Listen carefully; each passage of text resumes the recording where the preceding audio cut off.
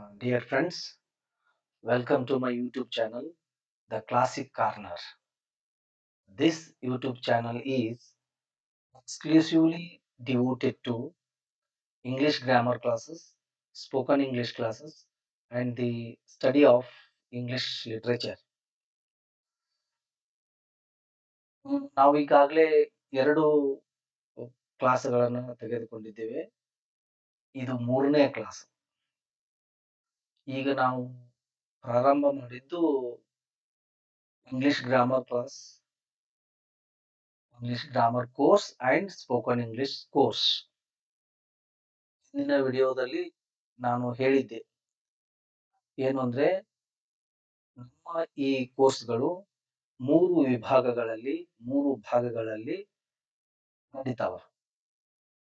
First one vocabulary part, second one grammar part, third one composition part. ಈಗ vocabulary part ಅನ್ನು daily ನಾವು actual class grammar part ಆಗೋಕ್ಕಿಂತ ಮೊದಲ 15ರಿಂದ 20 ನಿಮಿಷ ನಾವು ಆ ಪಾರ್ಟ್ ಅನ್ನ ಮಾಡ್ತೀವಿ. ಅದು ಆದ ನಂತರ ಗ್ರಾಮರ್ದ ಆ ದಿನ ಟಾಪಿಕ್ ಏನ್ ಹೇಳ್ಬೇಕಾಗಿರ್ತದೋ ಆ ಟಾಪಿಕ್ ಅನ್ನ ಸ್ಟಾರ್ಟ್ ಮಾಡ್ತೀವಿ. ಇಲ್ಲಿ ಒಂದು ವೊಕ್ಯಾಬುಲರಿಗೆ ಸಂಬಂಧಪಟ್ಟಂತ ಒಂದು ಟಾಪಿಕ್ ಅನ್ನ ತಗೊಳ್ತೀವಿ. ಅದು ಮುಗಿಯುವವರೆಗೂ ಅದನ್ನ ಪ್ರಾಕ್ಟೀಸ್ ಮಾಡಿಸ್ತಾ ಹೋಗ್ತೀವಿ. ಈಗ ನಾ ತಗೊಂಡಿದ್ದು ವರ್ಬ್ಸ್. ಅದರಲ್ಲಿ ಕೆಲವೊಂದಿಷ್ಟು ವರ್ಬ್ಸ್ ಅನ್ನ ಹೇಳಿದ್ದೀನಿ. ಈಗ ಇದು ನೆಕ್ಸ್ಟ್ ವರ್ಬ್ಸ್ಗಳು. ಈ ವಿಡಿಯೋದಲ್ಲಿ ಹೇಳುವಂತ ವರ್ಬ್ಸ್. ಯಾವುದೇ ಒಂದು ಭಾಷೆಯನ್ನು ಕಲಿಬೇಕಾದ್ರೆ ನಾನು ಹಿಂದಿನ ವಿಡಿಯೋದಲ್ಲಿ ಹೇಳಿದ ಹಾಗೆ ಪದ ಸಂಪತ್ತು ಬಹಳ ಮುಖ್ಯವಾದದ್ದು. ನಮ್ಮಲ್ಲಿ ಯಾವಾಗ ಪದ ಸಂಪತ್ತು ಜಾಸ್ತಿ ಇರ್ತದೋ ಆವಾಗ ಆ ಭಾಷೆಯನ್ನು ಮಾತಾಡೋಕೆ ನಮ್ಗೆ ಖುಷಿ ಆಗುತ್ತೆ. ಅದಕ್ಕಾಗಿ ನಮ್ಮ ಈ ಕೋರ್ಸಿನ ಉದ್ದೇಶ ಏನು ಅಂತಂದ್ರೆ ವಿದ್ಯಾರ್ಥಿಗಳಲ್ಲಿ ಪದ ಸಂಪತ್ತನ್ನ ಜಾಸ್ತಿ ಮಾಡೋದು, ಪ್ರಾಕ್ಟೀಸ್ ಮಾಡಿಸೋದು. ಇಲ್ಲಿ ನಮ್ಮ ಕಡೆಯಿಂದ ಎಷ್ಟು ಸಾಧ್ಯ ಆಗುತ್ತೋ ಅಷ್ಟು ನಾವು ನಿಮ್ಮಲ್ಲಿ ಪದ ಸಂಪತ್ತನ್ನ ಜಾಸ್ತಿ ಮಾಡ್ಸೋಕೆ ನಾವು ಪ್ರಯತ್ನ ಪಡ್ತೀವಿ. ನಾನು ಹೇಳಿದೆ ವರ್ಬ್ 3 ಫಾರ್ಮ್ದಲ್ಲಿ ಇರ್ತದೆ. V1, V2, V3, V4 ಅಂತಾನೂ ಇಟ್ಕೊಳ್ಬಹುದು. ಅದು ING ಪ್ರತ್ಯಯ ಹತ್ತ ತನಕ. For example ache, ached, ache, aching ಹೀಗನು V4 ಅಂತ ಇಟ್ಕೊಳ್ಬಹುದು ನೀವು. ಬಟ್ ಈಗ ನಾವು 3 ಫಾರ್ಮ್ ಅಷ್ಟೇ ನೋಡೋಣ. ಈ ವರ್ಬದ 3 ಫಾರ್ಮ್ ಬರಬೇಕು ಮತ್ತು ಇದ್ರ ಮೂಲಕ ನಿಮ್ಮಲ್ಲಿ ವೊಕ್ಯಾಬುಲರಿ ಡೆವಲಪ್ಮೆಂಟ್ ಆಗ್ಬೇಕು. ಇಂಗ್ಲಿಷ್ ಗ್ರಾಮರ್ ಕಲಿಬೇಕಾದ್ರೆ ವರ್ಬಿನ 3 ಫಾರ್ಮ್ಗಳು ಬೇಕು. ಇಲ್ಲದೇ ಇದ್ರ you cannot speak English, you cannot learn English grammar. So ಇವತ್ತಿನ list of verbs. First one ache. Ached ಅಂದ್ರ ನೋಯಿಸು. ನಾವು ಹೆಡ್ ಏಕ್ ಅಂತೀವಿ ನೋಡ್ರಿ, ಹೆಡ್ ಏಕ್. ಇದು ಏಕ್ ಅಷ್ಟೇ ವರ್ಬ್ ಆಗಿರ್ತದ. ಹೆಡ್ ತಲೆ, ನೋವು ಇದು ನೌನ್ ಫಾರ್ಮ್. ಹೆಡ್ ಏಕ್ ತಲೆ ನೋವು. ಓನ್ಲಿ ಏಕ್ ಅಂದ್ರೆ ಅದನ್ನ ವರ್ಬ್ ಆಗಿ ಇರ್ತದ. It acts as A verb. Ek, Ek, Ek, Ek. Achieve, achieved, achieved. Achieve ಅಂದ್ರ ಸಾಧಿಸು. ಇದು 3 ಫಾರ್ಮ್. ಅಚೀವ್ ನೋಡ್ರಿ, ಸ್ಪೆಲ್ಲಿಂಗ್ ಮಿಸ್ಟೇಕ್ ಅನ್ನ ಕಡಿಮೆ ಮಾಡ್ಕೊಳ್ಳೋದು ಹೇಗೆ ಅಂತಂದ್ರೆ ನೋಡ್ರಿ, ಇಲ್ಲಿ ಅಚೀವ್ ಒಮ್ಮೆ ನಾವು ಏನ್ ಬರಿತೀವಿ ಅಂತಂದ್ರೆ ಈ ಕಡೆ ಬರ್ಬಿಡ್ತೀವಿ, ಆ ಕಡೆ ಬರಿತೀವಿ. ಇಂಥವು ಇದ್ದಿದ್ದು ಈ ಐ ಬಂದಿರ್ತಾವಲ್ಲ ಸ್ಪೆಲ್ಲಿಂಗ್ ದಲ್ಲಿ, ಅವನ್ನ ನೀವು ಕಾನ್ಸಂಟ್ರೇಷನ್ ಮಾಡ್ಬೇಕು. ಆ ಶಬ್ದಗಳನ್ನ ಓದುವಾಗ ನಿಮಗೆ ಯಾವ ಡಿಫಿಕಲ್ಟ್ ಆಗುತ್ತೋ ಅಂತ ಶಬ್ದಗಳನ್ನು ಓದುವಾಗ ಏನು ಕಾನ್ಸಂಟ್ರೇಷನ್ ಮಾಡ್ಬೇಕು. ಈ ಕಾನ್ಸಂಟ್ರೇಷನ್ ಕೊಟ್ಟು ಓದಿದಾಗ ಮಾತ್ರ ನಮ್ಮಲ್ಲಿ ವೊಕ್ಯಾಬುಲರಿ ಅಥವಾ ಸ್ಪೆಲ್ಲಿಂಗ್ ಮಿಸ್ಟೇಕ್ ಆಗೋದಿಲ್ಲ. ಇಲ್ಲದೇ ಇದ್ರ ಸ್ಪೆಲ್ಲಿಂಗ್ ಮಿಸ್ಟೇಕ್ ಕಂಟಿನ್ಯೂಸ್ ಆಗಿ ಆಗ್ತಿರ್ತಾವ. ಸೊ ಸ್ಪೆಲ್ಲಿಂಗ್ ಮಿಸ್ಟೇಕ್ ಆಗಬಾರ್ದಂದ್ರೆ ಏನ್ ಮಾಡ್ಬೇಕಂದ್ರ what you should do is whatever you read with full concentration. ಅಂದಾಗ ಮಾತ್ರ ನಿಮ್ಮಲ್ಲಿ ಸ್ಪೆಲ್ಲಿಂಗ್ ಮಿಸ್ಟೇಕ್ ಆಗುವುದಿಲ್ಲ. ಪದಗಳನ್ನ ಬರೆಯುವಾಗ ಸ್ಪೆಲ್ಲಿಂಗ್ ಮಿಸ್ಟೇಕ್ ಆಗುದಿಲ್ಲ. ಇದು ಒಂದೇ ದಾರಿ ಅದಕ್ಕ. ತಗೊಂಡು ಬೈಹಾರ್ಟ್ ಮಾಡಕ್ ಆಗುದಿಲ್ಲ. ಲ್ಯಾಕ್ಸ್ ಟುಗೆದರ್ ವರ್ಡ್ಸ್ ಇರ್ತಾವ, ಅವ್ನ್ ಬೈಹಾರ್ಟ್ ಮಾಡಾಕಂದ್ರೆ you should not do like that. ಓದುವಾಗ ಏನು ಲಕ್ಷ್ಯ ಕೊಟ್ಟು ಓದ್ಬೇಕು. ನ್ಯೂಸ್ ಪೇಪರ್ ಓದಿದ್ರ ಡೈಲಿ ಸ್ಪೆಲ್ಲಿಂಗ್ಸ್ ಏನು ವರ್ಡ್ಸ್ ಸಿಕ್ಕಾಪಟ್ಟೆ ಬರ್ತಿರ್ತಾವ. ನೋಡಿ ನೋಡಿ ನೋಡಿ ಅವು ಮೈಂಡ್ ನಲ್ಲಿ ಉಳಿದು ಬಿಡ್ತಾವ, ಕರೆಕ್ಟ್ ಸ್ಪೆಲ್ಲಿಂಗ್ ಉಳಿತಾವ. ಅದು ಒಂದು ಬೆಸ್ಟ್ ಮೆಥಡ್ ಅದು, ನ್ಯೂಸ್ ಪೇಪರ್ ರೀಡಿಂಗ್. ನಾನು ಎಲ್ಲಾ ವಿಡಿಯೋಗಳಲ್ಲಿನೂ ಅದ್ರ ಬಗ್ಗೆ ಮಾತಾಡ್ತಾ ಇರ್ತೇನೆ. ನ್ಯೂಸ್ ಪೇಪರ್ ಅಂತ ಬೆಸ್ಟ್ ಸೋರ್ಸ್ ಯಾವುದೂ ಇಲ್ಲ ಇಂಗ್ಲಿಷ್ ಕಲಿಯಾಕ ನನ್ನ ಪ್ರಕಾರ. ಸೊ ಅಲ್ಲಿ ಗ್ರಾಮರ್ನು ಡೆವಲಪ್ಮೆಂಟ್ ಆಗುತ್ತ, ನೀವು ಮಾತಾಡಕ್ನು ಕಲಿಬಹುದು, ವೊಕ್ಯಾಬುಲರಿ ಡೆವಲಪ್ಮೆಂಟ್ ಆಗುತ್ತ. ವೊಕ್ಯಾಬುಲರಿ ಅಂತೂ that is number one source for vocabulary development, newspaper. So acknowledge, acknowledged, acknowledge, acknowledge ಅಂದ್ರ ಒಪ್ಪಿಕೊಳ್ಳು ಅಂದಂಗ. ಎಕ್ನಾಲೇಜ್ಮೆಂಟ್ ಸರ್ಟಿಫಿಕೇಟ್, ಎಕ್ನಾಲೇಜ್ಮೆಂಟ್ ಸ್ವೀಕೃತ ಪತ್ರ ಅಂತ ಇರ್ತದ, ಅದು ಒಪ್ಪಿಕೊಳ್ಳು. ಮೆಂಟ್ ದಿಂದ ವರ್ಡ್ ಎಂಡ್ ಆಗಿರ್ತಾವಲ್ಲ ಅವು ನೌನ್. ಎಕ್ನಾಲೇಜ್ಮೆಂಟ್ ಅನ್ನೋದು ನೌನ್, ಇದು ಎಕ್ನಾಲೇಜ್ ಅನ್ನೋದು ವರ್ಬ್ ಇದು. ಹಂಗೆ ಈ ಓದುವಾಗ ನಿಮಗ ಏನು ಪ್ರಾಬ್ಲಮ್ ಆಗ್ಬೋದು, ನೀವು ಬಿಡಿ ಬಿಡಿಸಿ ಓದಂತ ಹೇಳಿದೀನಿ ನಾನು. ಓಕೆ, ಪ್ರೀವಿಯಸ್ ವಿಡಿಯೋದಲ್ಲಿ ಹೇಳಿದೀನಿ. ಬಿಡಿ ಬಿಡಿಸಿ ಓದಿದಾಗ ನಿಮಗ ಕರೆಕ್ಟ್ ಆಗಿ ಓದ್ತಿರಿ ನೀವು. ಒಂದು ವರ್ಡ್ ಅನ್ನ ನಿಮ್ಮ ಕನ್ವಿನಿಯನ್ಸ್ ತಕ್ಕಂತೆ divide the word in 2 parts or 3 parts or 3-4 parts and read it. ನೋಡ್ರಿ, acknowledge, you can make it 2 parts. ನೋಡ್ರಿ, acknowledge ಇದು ನಾಲೆಜ್ ಅಂತ ಓದಕ್ ಬಂದೇ ಬರ್ತದೆ ನಿಮಗೆ. ಇದನ್ನ ಸೆಪರೇಟ್ ಯಾಕ್ ನಾಲೆಜ್, ಆಮೇಲೆ ಆ ಇಡೀ ಪದವನ್ನ ಏನು ಬಿಡಿಬಿಡಿಸಿ ಓದಿರ್ತಿರಲ್ಲ ಆಮೇಲೆ ಸ್ಲೋ ಆಗಿ ಒಮ್ಮೆಲೆ ಓದಿ ಬಿಡ್ಬೇಕು. acknowledge, acknowledge, acknowledge, like this. Acknowledged, acknowledged. Arise, arose, arisen. Arisen is also okay. So ಎದ್ದೇಳು, awake, awoke, awoken. ಇದು ಎಚ್ಚರಗೊಳ್ಳು. become, became, become. ನೋಡ್ರಿ, ಇದು first form and third form same ಇದೆ. ಬಿಕಮ್ ಅಂದ್ರೆ ಆಗುವುದು, ಸಂಭವಿಸುವುದು. he became a doctor, ಅವ doctor ಆದ ಅಂತ. ಸೊ ಬಿಗಿನ್, ಬಿಗ್ಯಾನ್, ಬಿಗನ್, ಮೂರು ಫಾರ್ಮ್ ನೋಡ್ರಿ, ಕಾನ್ಸಂಟ್ರೇಷನ್ ಮಾಡ್ಬೇಕು. Begin, began, begun. ಸೊ ಸ್ವಲ್ಪ ನೀವು ಮೂರ್ ಸಲ ಓದಿದೊಳಗ ಸ್ವಲ್ಪ ಏನೋ ನೆನಪು ಉಳಿತದ ನಿಮ್ಗೆ. ಇಲ್ಲದೆ ಇದ್ರೆ ಒಮ್ಮೆ ಓದಿದಾಗ ಅದೇನಾತ ಅಷ್ಟು ಲಕ್ಷ್ಯ ಕೊಟ್ಟು ನೀವು ಕಾನ್ಸಂಟ್ರೇಷನ್ ಮಾಡಿರುವುದಿಲ್ಲ. ಯಾವಾಗ್ಲೂ ಹಾಗೆ ನಮ್ಮ ಮನಸ್ಸು ಹೇಗಿರ್ತದಂದ್ರು ಅಂದ್ರೆ ನೀವು ಮೇಲಿಂದ ಮೇಲೆ ಹೇಳಿದಾಗ ಮಾತ್ರ ಅದ್ರ ಎಫೆಕ್ಟ್ ಗೊತ್ತಾಗುತ್ತೆ, ಅದ್ರ ಮನ್ಸಿಗೆ ಹಚ್ಕೊಳ್ತೀರಿ. ಇಲ್ಲದೆ ಇದ್ರೆ ಹಚ್ಕೊಳ್ಳೋದಿಲ್ಲ, ಏನೋ ಹೇಳ್ತಾರ ಬಿಡು ಅಂತ ಬಿಟ್ಬಿಡ್ತಾರೆ.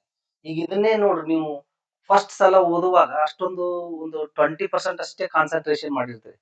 ಸೆಕೆಂಡ್ ಸಾರಿ ಓದಿದಾಗ 60% ಕಾನ್ಸಂಟ್ರೇಷನ್ ಆಗ್ಬಹುದು. ಥರ್ಡ್ ಟೈಮ್ ಓದಿದಾಗ 80% ಆಗ್ಬಹುದು. ಓಕೆ, ಆ ತರ ನೀವು ಎಷ್ಟು ಸಲ ಓದ್ತೀರ ಅಷ್ಟು ಸಲ ನಿಮ್ಮ ಕಾನ್ಸಂಟ್ರೇಷನ್ ಹೆಚ್ಚಾಗ್ತಾ ಹೋಗ್ತದ, ಜಾಸ್ತಿ ಓದಿದ್ರೆ. ಮೂರ್ ಸಲ ನಾವು ರಿಪೀಟ್ ಮಾಡೋಣ. Ache, ached, ached, ache, ached, ached, ache, ached, ached. Achieve, achieved, achieved, achieve, achieved, achieved. acknowledge, acknowledged, acknowledged, acknowledge, acknowledged, acknowledged, acknowledge, acknowledged, acknowledged. Arise, arose, arisen. Arise, arose, arisen. Arise, arose, arisen. Awake, awoke, awoken.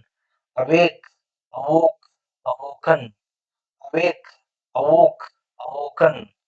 Become, became, become. Become, became, become. Become, became, become. Begin, began, begun. Begin, began, begun. Begin, began, begun.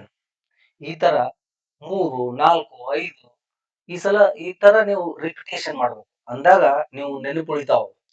ಇದು ಒಂದೇ repetition ಮಾಡೋದ್ರಿಂದ ಮಾತ್ರ ನಮ್ಮ mind ಅಲ್ಲಿ ಬಹಳಷ್ಟು ದಿನಗಳವರೆಗೆ ಏನು permanent ಆಗಿ ನೆನಪುಳಿತಾವೆ. ರಿಪಿಟೇಷನ್ ಇಲ್ದೇನೆ ಶಬ್ದಗಳು ಅಥವಾ ಏನೇ ವಿಷಯ ಇರ್ಲಿ ಅದು ನಮ್ಮ ಮನಸ್ಸಿನಲ್ಲಿ ಉಳಿದು ಕಷ್ಟ ಅದು. ಎಲ್ರೂ ಏನೋ ಪ್ರತಿಭಾನ್ವಿತರು ಇರುವುದಿಲ್ಲ.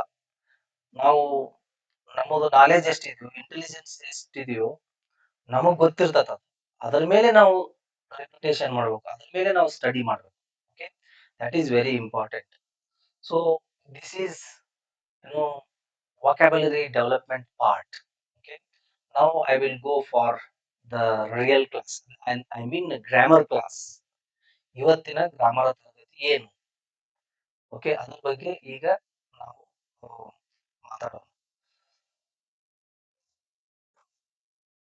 ಈಗ ಹೋದ ವಿಡಿಯೋದಲ್ಲಿ ಕ್ಲಾಸ್ನಲ್ಲಿ ನಾ ಹೇಳಿದ್ದೆ ಏನು ಟೆನ್ಸ್ ಸ್ಟಾರ್ಟ್ ಮಾಡಿದ್ದೆ. ಟೋಟಲ್ ಆಗಿ 15 ಟೆನ್ಸಸ್ ಅದಾವ.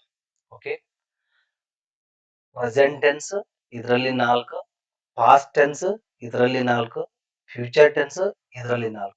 ಈ present, past, future 3 plus 4 plus 4 plus 4 12, 12 plus 3 total 15 sentences.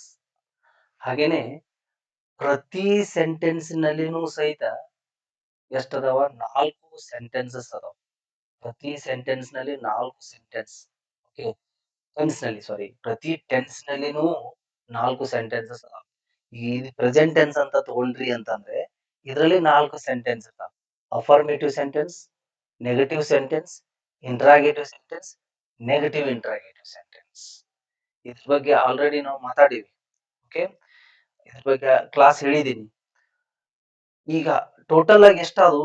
60 sentences ಆಗ್ತಾವ ನೋಡ್ರಿ. ಇದರಲ್ಲಿ 4, ಇದರಲ್ಲಿ 4, ಇದರಲ್ಲಿ 4, 4, 4. ಪ್ರೆಸೆಂಟ್ ಟೆನ್ಸ್ ನಲ್ಲಿ 5 ಟೆನ್ಸ್ ಇರ್ತಾವ. 5 4 20. ಹಾಗೆ past 20, future 20, 20 plus 20 plus 20 60 sentences. ಇದೇ 60 ಸೆಂಟೆನ್ಸಸ್ ಅನ್ನ ನಾವು ಹೆಚ್ಚು ಮಾತಾಡ್ತಿರ್ತೀವಿ. ಆದ್ರೆ ನಮ್ಮ ಕನ್ನಡದ ವಾಕ್ಯ, ನಾವು ಒಂದು ಕನ್ನಡ ವಾಕ್ಯವನ್ನ ಮಾತಾಡ್ತಿರ್ತೀವಿ. ಆ ಕನ್ನಡದ ಸೆಂಟೆನ್ಸ್ ಈ 60 ಸೆಂಟೆನ್ಸ್ ನಲ್ಲಿ ಯಾವ್ದಾದ್ರು ಒಂದ್ ಮಾತಾಡ್ತೀವಿ, 4 ಸೆಂಟೆನ್ಸ್ ಮಾತಾಡ್ತಿರ್ತೀವಿ. ಈ ನಮ್ಮ ಕನ್ನಡದ ವಾಕ್ಯ ಇಂಗ್ಲಿಷ್ ನ ಯಾವ ಸೆಂಟೆನ್ಸಿಗೆ ಅಥವಾ ಯಾವ ಟೆನ್ಸಿಗೆ ಸಂಬಂಧಪಟ್ಟದ ಅನ್ನೋದು ಅರ್ಥ ಮಾಡ್ಕೊಳ್ಬೇಕು ನಾವು. ಅವಾಗ ಮಾತ್ರ ನಮ್ಗೆ ಇಂಗ್ಲಿಷ್ ನಲ್ಲಿ ಮಾತಾಡಕ್ ಬರ್ತದ. ಓಕೆ, ನಾವು ಈ ಸ್ಟೇಜ್ ನಲ್ಲಿ ನಾ ಮೇಲಿಂದ ಮೇಲೆ ಹೇಳ್ತಿರ್ತೇನೆ ನಿಮಗೆ. ಈ ಹಂತದಲ್ಲಿ, ಈ ಸ್ಟೇಜ್ ನಲ್ಲಿ, ಈ ವಯಸ್ಸಿನಲ್ಲಿ ಏನ್ ಡಿಗ್ರಿ ಮುಗಿಸಿರ್ತೀರಲ್ಲ, ನೀವು ಯಾವಾಗ್ಲೂ ಇದೇ ಒಂದು ದಾರಿಯಿಂದನೇ ಇಂಗ್ಲಿಷ್ ಕಲಿಬೇಕು. ಇಂಗ್ಲಿಷ್ ಗ್ರಾಮರ್ ಕಲಿಬೇಕು, ಇಂಗ್ಲಿಷ್ ಅನ್ನ ಮಾತಾಡ್ಬೇಕು. ಬೇರೆ ಯಾವ ದಾರಿಯಿಂದನೂ ಬರಕ್ ಸಾಧ್ಯನೇ ಇಲ್ಲ ಅದು. ಯಾಕಂತಂದ್ರೆ ಕನ್ನಡದ ಮೂಲಕನೇ ಕಲಿಬೇಕಾಗತ್ತ ನೀವು. ಅದು ನೀವು ಇಂಗ್ಲಿಷ್ ಟು ಇಂಗ್ಲಿಷ್ ಮಾತಾಡಕತ್ತಿದ್ರ ಬರ್ತದ.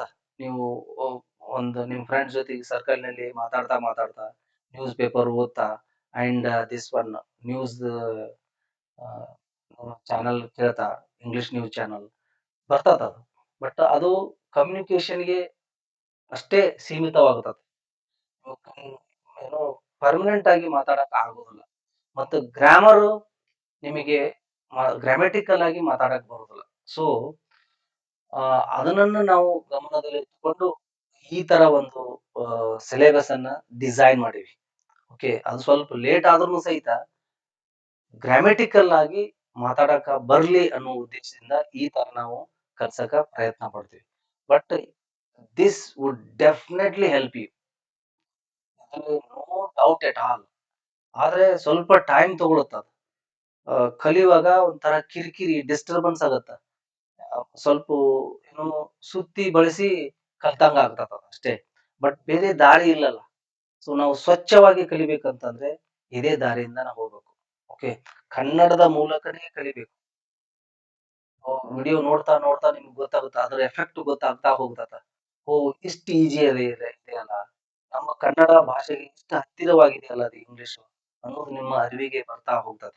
ಓಕೆ, ಈಗ ಏನಿದೆ ಏನು ಮಾಡ್ಬೇಕಂತಂದ್ರೆ ಒಂದು ಸೆಂಟೆನ್ಸ್ ನೋಡ್ರಿ, I am a student. Okay, I learn English. Okay, ಎರಡು ಸೆಂಟೆನ್ಸ್ ಅದ. I am a student, I learn English. ಈ ವಿಡಿಯೋದಲ್ಲಿ ಏನ್ ಹೇಳ್ತೀನಿ ಅಂತಂದ್ರೆ, ಒಂದು ವಾಕ್ಯದಲ್ಲಿ ಸಬ್ಜೆಕ್ಟ್ ಯಾವುದು, ವರ್ಬ್ ಯಾವುದು, ಆಬ್ಜೆಕ್ಟ್ ಯಾವುದು, ಇದನ್ನ ಈಗ ಈ ವಿಡಿಯೋದಲ್ಲಿ ನೋಡ್ಬೇಕು. ಒಂದು ವಾಕ್ಯದಲ್ಲಿರುವ ವರ್ಬ್ ಯಾವುದು, ಆ ವಾಕ್ಯದಲ್ಲಿ ವರ್ಬ್ ಯಾವುದು, ಸಬ್ಜೆಕ್ಟ್ ಯಾವುದು, ಆಬ್ಜೆಕ್ಟ್ ಯಾವುದು, ನೀವು ತಿಳ್ಕೊಂಡ್ಬಿಟ್ರಿ. ಏನೇ ಕನ್ನಡ ವಾಕ್ಯವನ್ನ ಮಾತಾಡ್ರಿ, ಯಾವುದೇ ಕನ್ನಡ ವಾಕ್ಯವನ್ನ ಮಾತಾಡ್ರಿ, ಅದರಲ್ಲಿ ಕ್ರಿಯಾಪದವನ್ನ ಗುರುತಿಸಿದೇನೆ ನಿಮ್ಗೆ ಇಂಗ್ಲಿಷ್ ಮಾತಾಡಕ್ ಬರೋದು. ಕನ್ನಡದಲ್ಲಿ ನಿಮ್ಗೆ ಕ್ರಿಯಾಪದ ಅಂತ ಗೊತ್ತಿದ್ದಾಗ ಮಾತ್ರ ಇಂಗ್ಲಿಷ್ ಬರ್ತದೆ, ಗ್ರಾಮರ್ ಬರ್ತದ. ಅಲ್ಲಿವರೆಗೂ ಬರುದಿಲ್ಲ. ಇದನ್ನ ನೀವು ಯಾವಾಗ್ಲೂ ತಲೆಯಲ್ಲಿ ಇಟ್ಕೊಡ್ರಿ. ಇದು 100% ಸತ್ಯ ಇದು. ಓಕೆ, ಯಾವಾಗ್ಲೂ ಒಂದು ವಾಕ್ಯದಲ್ಲಿ ಕ್ರಿಯಾಪದ ಯಾವುದು ಅಂತ ಗುರುತಿಸಕ್ ಬರ್ಬೇಕು. ನೀವು ಇಂಗ್ಲಿಷ್ ನಲ್ಲಿ ಹೇಳ್ತಾ ಇಲ್ಲ ನಾನು, ಕನ್ನಡದಲ್ಲಿ ಯಾವುದು. ನಾನು ಒಂದು ಕನ್ನಡ ವಾಕ್ಯವನ್ನ ಮಾತಾಡಿನಿ, ಇದರಲ್ಲಿ ಕ್ರಿಯಾಪದ ಯಾವುದು, ಅದನ್ನ ನೀವು ಗುರುತಿಸ್ಬೇಕು. ಓಕೆ, ಕ್ರಿಯಾಪದ ಬಹಳಷ್ಟು ರೂಪಗಳಲ್ಲಿ ಇರ್ತದ. ಈಗ ನೋಡ್ರಿ, ಎಕ್ಸಾಂಪಲ್ ಕಲಿ ಅನ್ನುವುದನ್ನ ಎಷ್ಟು ರೂಪದಲ್ಲಿ ನೋಡ್ತೀವಿ ನೋಡ್ರಿ. ನಾವು ಪ್ರತ್ಯಯಗಳು ಆಡ್ ಆಗ್ತಾವ. ಅದಕ್ಕೆ ಕಲಿಯುತ್ತೇನೆ ಅಂತೀವಿ, ಕಲಿಯುವುದಿಲ್ಲ ಅಂತೀವಿ, ಕಲಿಯುತ್ತೇನೆಯೇ ಅಂತೀವಿ, ಕಲಿಯುವುದಿಲ್ಲವೇ ಅಂತೀವಿ, ಕಲಿಯುತ್ತಿದ್ದೇನೆ ಅಂತೀವಿ, ಕಲಿಯುತ್ತಿಲ್ಲ ಅಂತೀವಿ, ಕಲಿಯುತ್ತಿದ್ದೇನೆಯೇ ಅಂತೀವಿ, ಕಲಿಯುವುದಿಲ್ಲವೇ ಅಂತೀವಿ, ಕಲಿಯಬಹುದು ಅಂತೀವಿ, ಕಲಿಯಲಿಕ್ಕಿಲ್ಲ ಅಂತೀವಿ, ಕಲಿಯಬಲ್ಲೆ ಅಂತೀವಿ, ಕಲಿಯುತ್ತಲಿದ್ದೇನೆ ಅಂತೀವಿ, ಕಲಿವೆನು ಅಂತೀವಿ. ಅದೇ ಒಂದು ಕಲಿ ವರ್ಡ್ ಎಷ್ಟು ರೂಪಗಳನ್ನ ಕೊಡ್ತದೆ ನೋಡ್ರಿ. ಸೊ ಕಲಿವೆನು ಅಂದಾಗ ಯಾವ ಟೆನ್ಸ್ ಬಳಸ್ಬೇಕು ನಾನು, ಕಲಿಯುತ್ತಿಲ್ಲವೇ ಅಂದಾಗ ಯಾವ ಟೆನ್ಸ್ ಬಳಸ್ಬೇಕು, ಕಲಿಯುತ್ತಿದ್ದೇನೆ ಅಂದಾಗ ಯಾವ ಟೆನ್ಸ್ ಬಳಸ್ಬೇಕು, ಕಲಿತಿದ್ದೇನೆ ಅಂದಾಗ ಯಾವ ಟೆನ್ಸ್ ಬಳಸ್ಬೇಕು, ಅಥವಾ ಈ ನನ್ನ ಕನ್ನಡದ ವಾಕ್ಯಗಳು ಯಾವ ಇಂಗ್ಲಿಷ್ ನ ಯಾವ ಟೆನ್ಸಿಗೆ ಸಮಾನವಾಗಿದಾವ ಅನ್ನೋದು ಗೊತ್ತಾಗುತ್ತೆ. ಅವೆಲ್ಲ ಗೊತ್ತಾಗಬೇಕಾದ್ರೆ ಕ್ರಿಯಾಪದ ಬಹಳ ಮುಖ್ಯ. ನೀವು ಒಂದು ಕನ್ನಡ ಸೆಂಟೆನ್ಸ್ ಮಾತಾಡಿದ ತಕ್ಷಣ ಅದರಲ್ಲಿ ವರ್ಬ್ ಯಾವುದು ಕಂಡುಹಿಡಿಬೇಕು. ಮೊದಲು ವರ್ಬ್ ಕಂಡುಹಿಡಿಬೇಕು, ಆಮೇಲೆ ಸಬ್ಜೆಕ್ಟ್ ಕಂಡುಹಿಡಿಬೇಕು, ಆಮೇಲೆ ಆಬ್ಜೆಕ್ಟ್ ಕಂಡುಹಿಡಿಬೇಕು. ಇದರಲ್ಲಿ ಯಾವಾಗ್ಲೂ ತಿಳ್ಕೊಡ್ರಿ, ನಾವು 2 ಟೈಪ್ಸ್ ಆಫ್ ಟೆನ್ಸಸ್ ಅದಾವ. ಒಂದು present tense, past tense, future tense. ಇದನ್ನ ಒಂದ್ ಕಡೆಗೆ, ಉಳಿದಿದ್ವೆಲ್ಲ ಒಂದ್ ಕಡೆಗೆ. Simple, continuous, perfect continuous tense. ಅಂದ್ರ ಪ್ರೆಸೆಂಟ್, ಪಾಸ್ಟ್, ಫ್ಯೂಚರ್ ಎಲ್ಲ. Simple present tense, simple past tense, simple future tense, present continuous tense, past continuous tense, future continuous tense, present perfect tense, past perfect tense, future perfect tense, present perfect continuous tense, past perfect continuous tense, future perfect continuous tense. ಇದು ಒಂದ್ ಕಡೆಗೆ. Only present tense, only past tense, only future ಒಂದ್ ಕಡೆ. ಈಗ ನೋಡಿ, only present tense, only past tense, only future tense ದಲ್ಲಿ ಯಾವುದೇ ಕಾರಣಕ್ಕೂ ಕ್ರಿಯಾಪದವನ್ನ ಬಳಸ್ತಿರುವುದಿಲ್ಲ. ಇದನ್ನ ನೆನ್ಪಿಟ್ಕೊಂಡ್ಬಿಡ್ರಿ. ನಮ್ಮ ಕನ್ನಡದ ವಾಕ್ಯ ಕ್ರಿಯಾಪದ ಇಲ್ಲದೇ ಇರುವುದಿತ್ತು ಅಂತಂದ್ರ ಈ ಮೂರಲ್ಲಿ ಯಾವ್ದಾದ್ರು ಒಂದಾಗಿರ್ತದ. ಪ್ರೆಸೆಂಟ್ ಟೆನ್ಸರ್ ಆಗಿರ್ಬೋದು, ಅದು ಪಾಸ್ಟ್ ಟೆನ್ಸರ್ ಆಗಿರ್ಬೋದು, ಫ್ಯೂಚರ್ ಟೆನ್ಸರ್ ಆಗಿರ್ಬೋದು.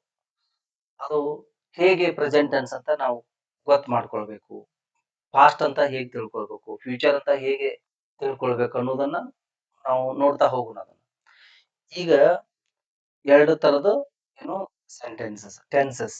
ಒಂದು ಟೈಪ್ ದಲ್ಲಿ ಏನಿರ್ತದಂದ್ರ ವರ್ಬ್ ಇರುವುದಿಲ್ಲ. ಇನ್ನೊಂದು ಟೈಪ್ ಸೆಂಟೆನ್ಸ್ ದಲ್ಲಿ ಟೆನ್ಸ್ ದಲ್ಲಿ ವರ್ಬ್ ಇರ್ತಾವ.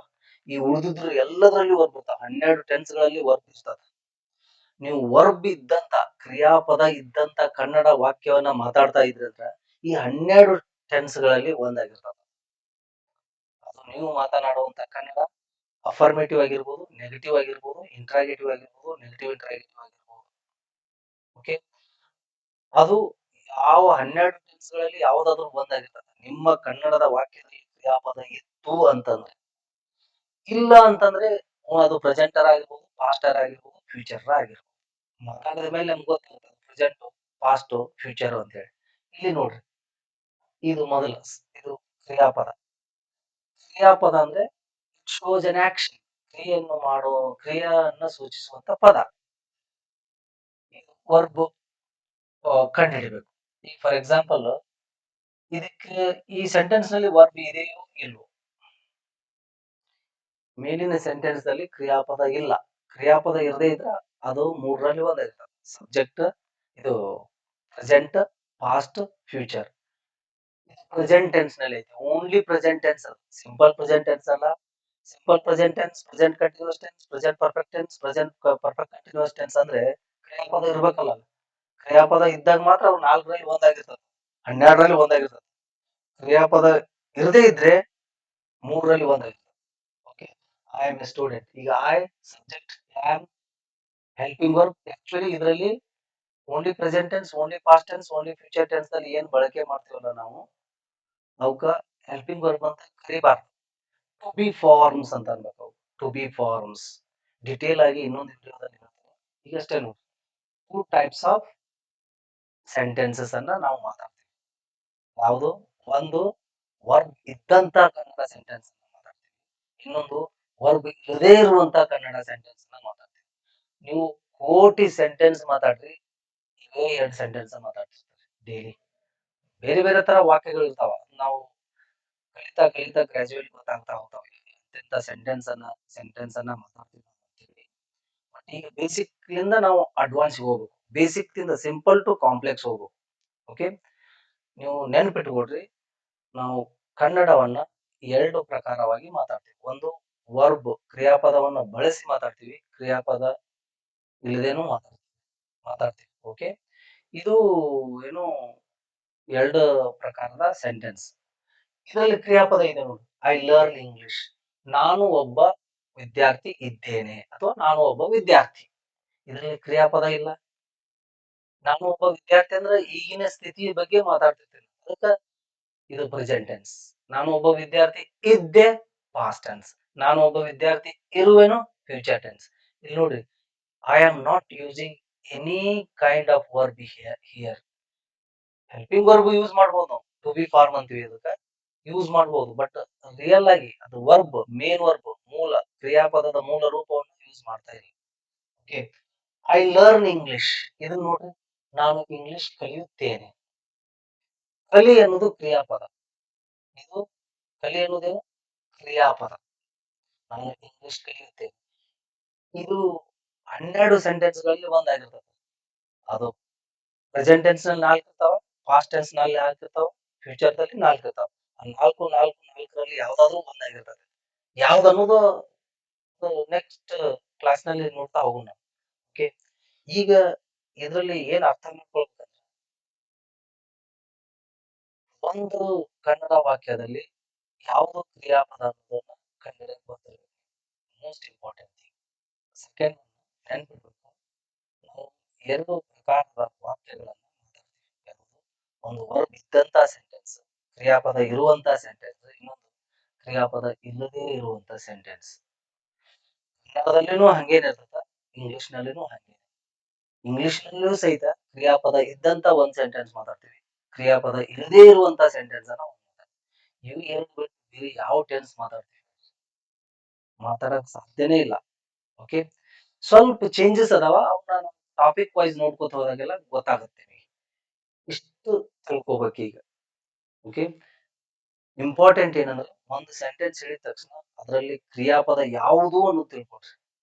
ನೆಕ್ಸ್ಟ್ ವಿಡಿಯೋದಲ್ಲಿ ಏನ್ ಹೇಳ್ತಾರೆ ಅಂದ್ರೆ, ಕ್ರಿಯಾಪದ, ಸಬ್ಜೆಕ್ಟ್, ಆಬ್ಜೆಕ್ಟ್ ಹೆಂಗ್ ಗುರುತಿಸುದು ಅಂತ ಹೇಳ್ತೀನಿ. ಅಂದ್ರೆ ಈ ಕ್ರಿಯಾಪದ ಅಂದ್ರೆ ಏನನ್ನು ತಿಳ್ಕೊಬೇಕು ನೀವು. ಅದನ್ನ ಹೇಳಿದ್ದಾಯ್ತು. ಈಗ ನೆಕ್ಸ್ಟ್, ಒಂದು ವಾಕ್ಯದಲ್ಲಿ ಯಾವ್ದಕ್ ಸಬ್ಜೆಕ್ಟ್ ಅಂತೀವಿ ಅನ್ನೋದು ನೋಡು, ಯಾವ್ದಕ್ ಆಬ್ಜೆಕ್ಟ್ ಅಂತೀವಿ ನಾವು ಅನ್ನೋದು ಕಲಿಯೋದು.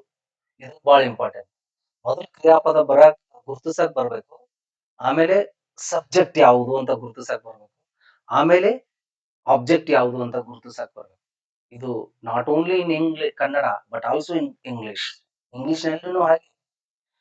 ಕನ್ನಡದಲ್ಲಿ ಕರೆಕ್ಟ್ ಆಗಿ ಗುರುತಿಸಕ್ ಬಂದ್ರ ಇಲ್ಲಿ ಇಂಗ್ಲಿಷ್ ನಲ್ಲಿ ಕರೆಕ್ಟ್ ಆಗಿ ಗ್ರಾಮೆಟಿಕಲ್ ಆಗಿ ಸೆಂಟೆನ್ಸ್ ಅನ್ನ ಕಟ್ಕೊಳ್ಬಹುದು. ಇಲ್ಲದೇ ಇದ್ರ ಕನ್ನಡದಲ್ಲೇನೆ ನಿಮ್ಗೆ ವರ್ಬ್ ಯಾವುದು ಅಂತ ಗೊತ್ತಾಗದೇ ಇದ್ದಾಗ, ಕನ್ನಡದಲ್ಲೇನೆ ನಿಮ್ಗೆ ಸಬ್ಜೆಕ್ಟ್ ಯಾವುದು ಅಲ್ಲ ಅಂತ ಗೊತ್ತಿದ್ದಾಗ, ಯಾವುದು ಅಂತ ಗೊತ್ತಿದ್ದಾಗ, ಕನ್ನಡದಲ್ಲೇನೆ ಆ ಕರ್ಮಪದ ಆಬ್ಜೆಕ್ಟ್ ಯಾವುದು ಅಂತ ಗೊತ್ತಿಲ್ಲದೇ ಇದ್ದಾಗ, you can not translate it into English properly grammatically. Grammatical ಆಗಿ ನಿಮ್ಗೆ ಮಾತಾಡಕ್ ಬರುದನೇ ಇಲ್ಲ, ಅದು ಬರೆಯಕ್ ಬರುದನೇ ಇಲ್ಲ. ಅದಕ್ಕಾಗಿ ಬಹಳ ಇಂಪಾರ್ಟೆಂಟ್. ಒಂದು ವಾಕ್ಯದಲ್ಲಿ ಒಂದು ವಾಕ್ಯವನ್ನ ಮಾತಾಡಿದ್ದೀನಿ, ಅದರಲ್ಲಿ ಸಬ್ಜೆಕ್ಟ್ ಯಾವುದು, ವರ್ಬ್ ಯಾವುದು, ಆಬ್ಜೆಕ್ಟ್ ಯಾವುದು ಗುರುತಿಸುವಾಗ ಮೊದಲ ವರ್ಬ್ ಗುರುತಿಸ್ಬೇಕು. ಓಕೆ, ವರ್ಬ್ ಇಂದನೇ ನಮ್ಗೆ ಯಾವ್ದು ಟೆನ್ಸ್ ಅನ್ನೋದು ಗೊತ್ತಾಗುತ್ತೆ. ಅದಕ್ಕೆ ವರ್ಬ್ ಅನ್ನ ಗುರುತಿಸ್ರಿ ಮೊದಲ ಅಂತ ಹೇಳ್ತಾ ಇರೋದು, ವರ್ಬ್ ಅನ್ನ ಕಂಡು ಹಿಡೀರಿ ಅಂತ ಹೇಳ್ತಾ ಇರೋದು. ಆಮೇಲೆ ಸಬ್ಜೆಕ್ಟ್ ಬರ್ಬೇಕು, ಆಮೇಲೆ ಆಬ್ಜೆಕ್ಟ್ ಅನ್ನ ಗುರುತಿಸ್ಬೇಕು. ಇದು ಬಂತಿಲ್ಲ, ಇಂಗ್ಲಿಷ್ ಬಹಳ ಈಸಿ ಆಗುತ್ತೆ. ಈ ಟೆನ್ಸಿಗೆ ಸಂಬಂಧಪಟ್ಟ ಹಾಗೆ ಮಾತ್ರ ಹೇಳ್ತಾ ಇದ್ದೀನಿ ನಾ ಈಗ. ಓಕೆ, ಬೇರೆ ಟಾಪಿಕ್ ತಗೊಂಡು ಹೋಗ್ಬೇಡ ಅದನ್ನ. ನೀವು ಏನೋ I am teaching only tense ನಾವು. ಟೆನ್ಸಿಗೆ ಸಂಬಂಧಪಟ್ಟಂತ ಏನೋ ವಿಚಾರಗಳನ್ನ ಮಾತ್ರ, ಅಂಶಗಳನ್ನ ಮಾತ್ರ ನಾನು ಹೇಳ್ತಾ ಇದ್ದೀನಿ. ಓಕೆ, ಇದು ಇವತ್ತಿನ ತರಗತಿ. ಆ, ಈ ಕ್ಲಾಸ್ ನಿಮಗೆ ಸ್ವಲ್ಪ ಮಟ್ಟಿಗೆ ಹೆಲ್ಪ್ ಆಗಿದೆ ಅಂತ ಭಾವಿಸ್ತಾ ನನ್ನ ಈ ತರಗತಿಯನ್ನ ಮುಗಿಸ್ತಾ ಇದ್ದೀನಿ. Thank you very much.